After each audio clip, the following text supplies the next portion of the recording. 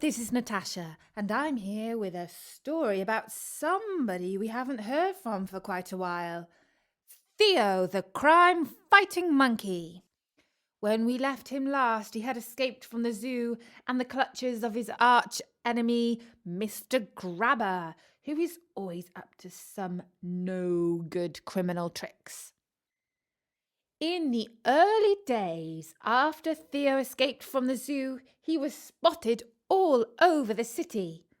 Sometimes a child would point from a pushchair and say, "Look, Mummy, there's a monkey swinging on a streetlight. Look, Mummy."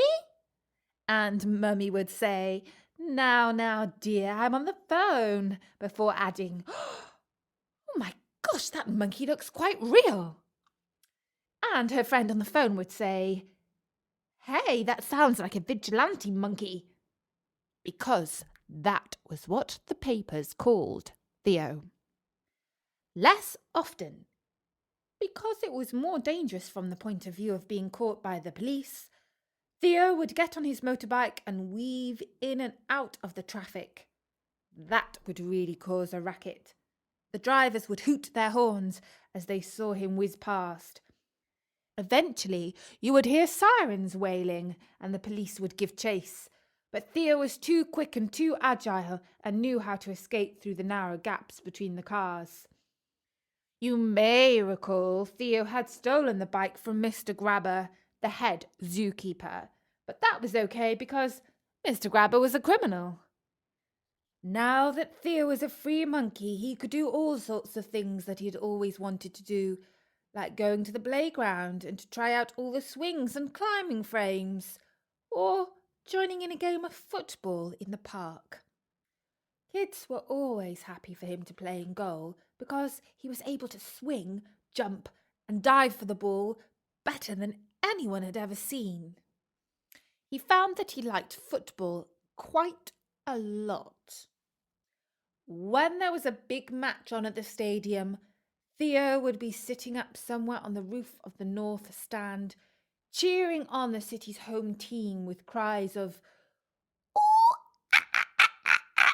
He became so well known that some of the supporters started to dress up in monkey suits. When he chanted, they would join in and bang drums and blow trumpets. Somebody gave Theo an orange and blue scarf and a woolly hat to match the team's colours. The season started well for City, and they were in second place in their league, chasing promotion up to the top division. But not every game went their way. They lost the quarter-final of the Planet TV Knockout Cup on penalties, and in a derby match against their arch-rivals, the Rovers, their goalie missed a crucial save by a fingertip. "Oh, he should have got that one," howled Theo from up on the roof of the stand. And no one of City's supporters would have disagreed with their monkey mascot. At every football match, there are always an army of policemen on the streets outside the stadium to keep order among the crowds. As Theo was a most wanted ape, after the final whistle went, he used to hang around the stands for a while until the police had gone.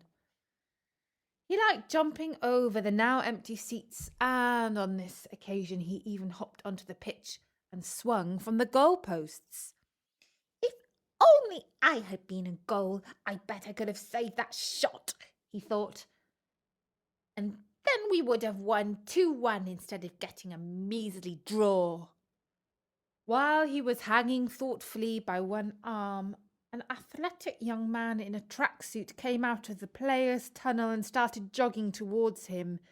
Theo recognized him as the team captain. "Hey, Mr. Monkey, the manager wants to meet you," called out the captain. Theo wondered if this was a police setup, but curiosity got the better of his animal brain.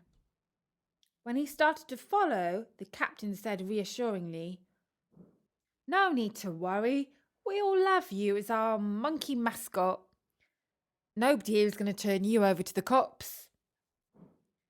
First they went to meet the players, who all cheered him when he came into the changing room, and they crowded round to pat his hairy head. Then Theo and the captain went up to the manager's office, which had a big glass window overlooking the pitch. The manager was a heavy-set man with lank grey hair, shifty little eyes, and a red, jowly face. He did not really look like he belonged to the world of sport at all, but in his youth he had played with distinction on the pitch.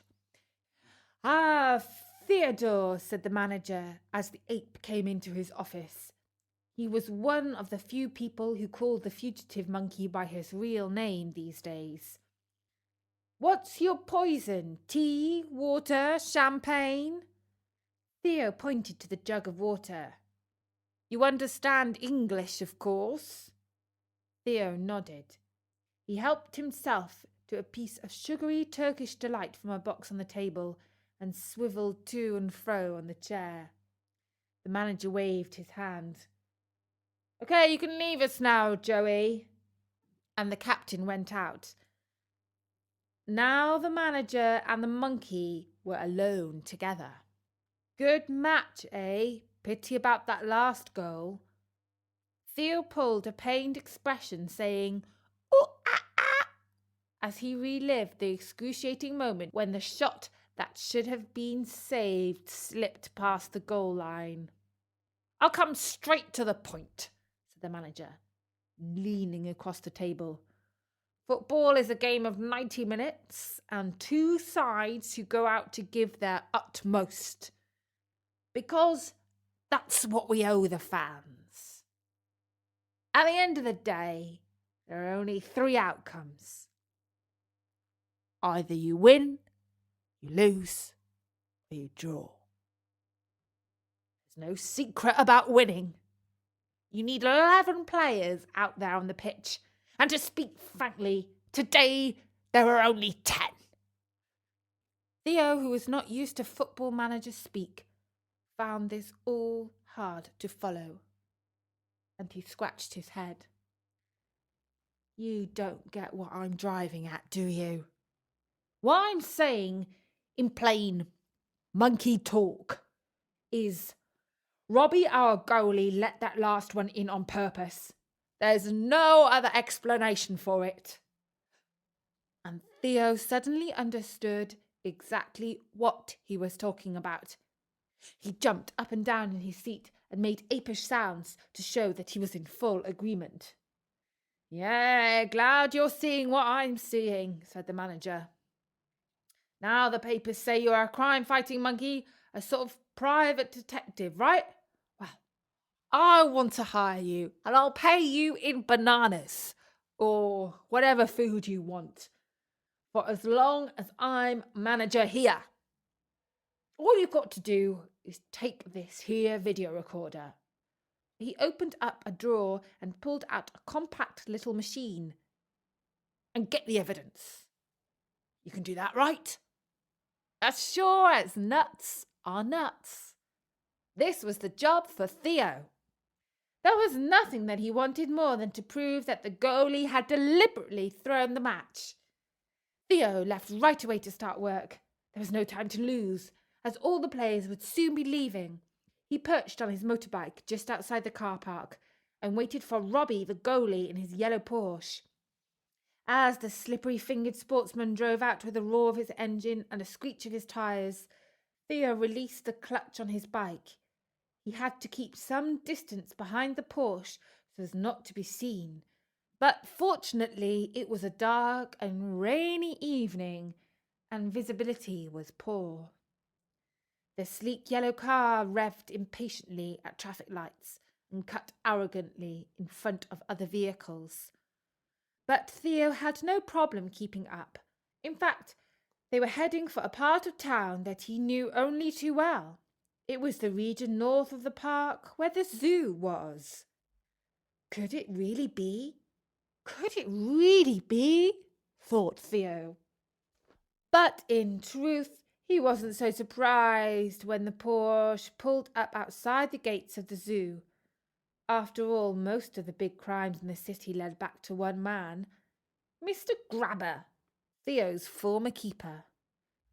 Theo knew all the ins and outs of the zoo's perimeter wall and it was an easy matter for him to be waiting in the shadows near the head keeper's office by the time the goalie arrived. He had his camera against the window as he saw the men meet and chat on friendly and familiar terms. You might say that they were two of a kind, a zookeeper and a goalkeeper, both as slippery as each other. Theo filmed Mr. Grabber counting out a large sum of money and handing it over to the goalie. "Finally, I've nailed you both," he thought. He could almost cry with joy. He had the proof that Mr. Grabber was paying the goalkeeper to throw the match. He could not understand why, in his monkey brain, anyone would want to do that. But he knew that it was wrong. Little did he know that Mr. Grabber was running an international betting ring, and that there were even bigger sums of money at stake for those who could correctly predict the result of the match and the final positions in the Football League. That night at his hideaway in the park, Theo could hardly sleep. He was so excited. He was due to meet the football manager on Monday morning at the stadium. He would hand over the video he had taken, and surely the police would have all the evidence they needed to arrest both the goalie and Mr. Grabber. But it did not quite work out that way. Theo was again sitting with the manager, who now had the video recording, but far from being overjoyed, he let out a long whistle as he played the tape. Then he got up and stood with his hands in his pockets, looking out of the big window at the players who were training on the pitch. Eventually he sighed and said, "You've done well, my son.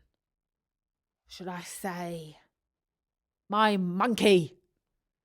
But Theo was puzzled, because he had been expecting him to whoop with triumph. "Now I really have got a plate full of problems," he said. "If the fans get to know that our matches have been fixed, there will be no end of trouble for the club. We'll have to hush this one up.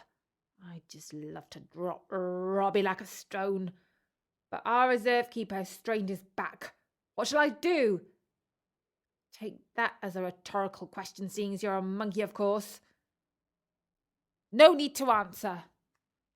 But, in fact, Theo did have the solution in the palm of his paw, if only they would let him put his plan into action. A few minutes later, he left the manager's office with a rucksack full of fruit. But instead of skipping off home, he went down to the pitch where the players were practicing corner kicks. The goalie was making some good saves, but of course, he was always great in training. The players stopped to laugh as Theo bounded into the grass and jumped up to swing from the crossbar of the goal. The trainer blew his whistle and waved for the monkey to leave, but Theo turned and bore his teeth at Robbie with an angry snarl. "Looks like he might bite me," said the keeper, who stepped away. "I think he wants a going goal," laughed the captain. "Well, since we can't shift him, we might as well play on," said the trainer, and he blew his whistle.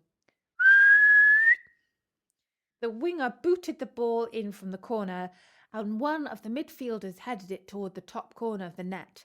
He was sure it would go in, especially as the keeper was sulking away from his goal mouth. But he wasn't counting on a hairy foot that swung over in a trice and kicked the ball clear. "Good save that ape!" called out the captain. The team tried another corner. This time Theo caught the ball with a dive. "Robbie wouldn't have got a finger to that one," said the right back. The players thought this was all a great lark and a break from the routine of Monday morning training. But up in his office the manager was watching everything from his window, and he was taking it all very seriously indeed. The following Saturday, City were playing away, and they lost by a single goal. Theo did not see the match, but he suspected that both Robbie and Mr. Grabber were richer for it. The next week they were playing back at home again. When the team was announced, a mystery name was among the reserves. Theo Simeon. Some of the fans realised that this must be the side's notorious monkey mascot, and they thought he was included merely as an apish jape. There were loud cheers when they saw their favourite ape bounding up and down the side of the pitch in an orange and white shirt. The stadium speakers played the 1960s song, "Hey, hey, we are the monkeys," and there were cries from the crowd of, "Theo!" Of course, the match began with 11 normal players, including Robbie in goal. The first part wasn't massively exciting. Some of the fans looked at their phones. Then suddenly there was a scramble in front of the goal and City's team scored. The supporters were on their feet. The stadium went wild. Everyone had forgotten about the monkey japes. But the joy wasn't to last. By the end of the first half, the score was 1-1. Robbie had let in a goal, but nobody could really blame him because it had been such a spectacular shot. During half-time, Theo was again seen jumping up and down in his orange shirt. There were some policemen in the stadium who would have dearly liked to slap the handcuffs on his wrist, but they did not dare in case they started a riot. 15 minutes into the second half, City scored again, and now they were 1 goal up. If they could hang on to their lead, the match would be theirs. But the visitors were in no mood to give up, and were fighting back hard. Their striker had a great shot at goal, but it hit the post. 10 minutes from the end, the atmosphere was almost too tense to bear. The ball stayed among the visitors' feet and kept on searching for the home team's goal. City's defenders managed to boot it clear twice, but each time it went back to the opposition. The supporters were too agitated to sing in harmony. Their hoarse voices yelled out instructions to the players like each one of them was the manager. In the back of everyone's mind was a single overwhelming question. What if that butterfingered goalie lets one in now? That was what the fans were afraid of. That was what Theo was afraid of. That was what the manager was afraid of. But it was exactly what Mr. Grabber, watching at home on TV, was hoping for. Just one shot on target now, and it was guaranteed to find its way past Robbie and into the back of the net. There were just 5 minutes of injury time left to play when the loudspeakers announced a substitution. Robbie was going off, and Theo was coming on. Surely there must be some mistake. Had the manager lost his head? A monkey was to play in goal? The stadium was filled with the sound of 20,000 voices booing their loudest. The visiting fans were jeering in contempt. Theo swung from the top goalpost and focused on what he had to do. The home team were dejected by the crowd reaction to their monkey substitution. It was like playing in a circus. Before they had time to collect themselves, the visiting team broke through, and the centre forward struck the ball perfectly. It had spin, it had curve. It was destined for the top corner of the net, but whoa! The keeper was flying to meet the ball with his hairy arms outstretched. His strong claw nicked the sacred sphere and deflected its flight path. In an instant, the boos gave way to cheers. Despondency turned to joy. There was celebration in the home stands.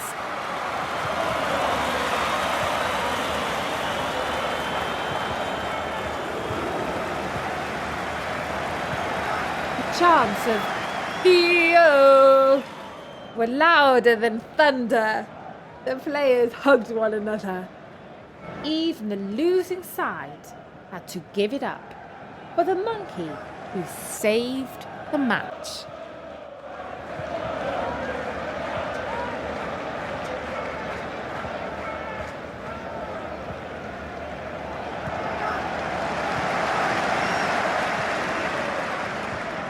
And Bertie has asked me to say thank you to all those who have waited so patiently for this episode of Theo the Monkey. For now, from me, Natasha. Bye bye!